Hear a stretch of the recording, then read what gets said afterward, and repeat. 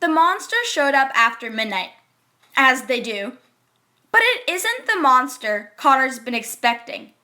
The one from the nightmare he's had every single night since his mother started her treatments. The one with the darkness and the wind and the screaming. This monster is something different, something ancient, something wild, and it wants the truth. Hello everyone, I'm Ruhani Singh. Welcome to my book talk on A Monster Calls, a novel by Patrick Ness, inspired by an idea from Siobhan Dowd and illustrations from Jim Kay. With illustration and text copyright 2011. You can find this book at our Apex Friendship Middle School Library Media Center in the Fiction Center with Fic Ness. Let's start with a small summary. Now, A Monster Calls takes place in northern England with a 13-year-old boy, Connor. Connor lives with his mother, who is on chemotherapy for her terminal cancer, forcing him to take on more responsibilities than a boy his age should endure. Even at school, he's tortured, bullied, and ridiculed. He still believes everything will be fine. His mom will be great, and everything will turn back to normal. But it's hard to believe his wall of lies when everything around him is changing drastically. He's forced to go live with his grandma while his mom is in the hospital. His dad, who left for America when he was 6, comes back to check on him. He's pushing his one true friend away, and nothing seems to be getting better this time. As Connor struggles, determining the truth and his lies, a monster comes, taking the place of an ancient yew tree in his backyard. The monster tells Connor that Connor summoned him. Now Connor denies that, but the yew tree shows him that he did, as the yew tree guides him to the truth, with 4 stories. Something I found really interesting about A Monster Calls is how they portrayed the monster as a yew tree, because the yew tree is linked with folklore and superstition. It's symbolic of immortality and everlasting life, rebirth, changes, regeneration after difficult times, and protection. And this relates a lot with what Connor really needs. A Monster Calls is one of my all-time favorite books. It's wrenchingly effective, intricately written with the depths of human emotion behind every single word. It's achingly sad, and it's beautiful, and left me momentarily astounded when I finished. It's a story that lodges itself inside your mind and bones and will never leave. I would no doubt give this book a 5-star rating. A Monster Calls portrays an intrusion fantasy genre, which is basically fantasy in a realistic setting. A Monster Calls is mostly for a middle school audience, but it can teach anyone valuable lessons. It should be read by a middle school to a young adult range. And even if it's not your usual read, it's one you should read. It's a story about a boy in 7th grade. We're in 7th grade. And we all hide things with lies because we refuse to accept the truth. And A Monster Calls explores that theme so we can truly relate to it.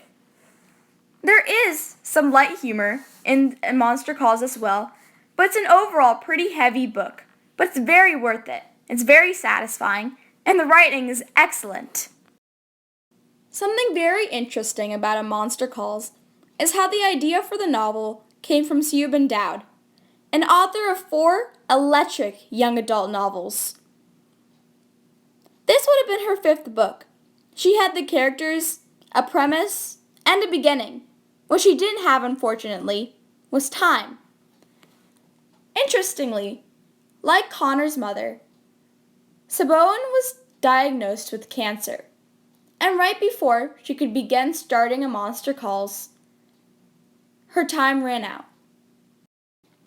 When Saboan Dowd died, Patrick Ness was asked to turn her work into a book, and may I say, he did an absolutely awing job at doing so. He took this book and he ran with it, creating something beautiful in the way. Even John Green, author of Looking for Alaska and The Fault in Our Stars, had said, Patrick Ness is an insanely beautiful writer. And that is very true. You should also check out some of his other works, like A Monster of Men and Chaos Walking. A Monster Calls is the first book to ever win both the Carnegie Medal of Literature and the Kate Greenway Medal for Illustrations. Those illustrations being by Jim Kay. In fact, those very illustrations are the whole reason you can read this book. Because may I say, they're absolutely mesmerizing. There are pages full of amazing art that not only give you a sense about what the book is about, but makes you feel like you're actually there, that you are Connor. Another aspect you'll love about A Monster Calls is how short, concise, and straight to the point it really is. A Monster Calls is only 205 pages, including pages of illustrations, and you'll never be bored while reading it. So before you go off to read A Monster Calls, here's 2 things you should know. First off, A Monster Calls is not a horror novel. Sometimes the illustrations and the cover can seem like it, but in fact, it's an intricately written book about loss and the truth. Here's the second thing. Sometimes, in A Monster Calls, you can't tell if what you're seeing is a figment of Connor's imagination or not. But through the book, you'll see how real it all really is.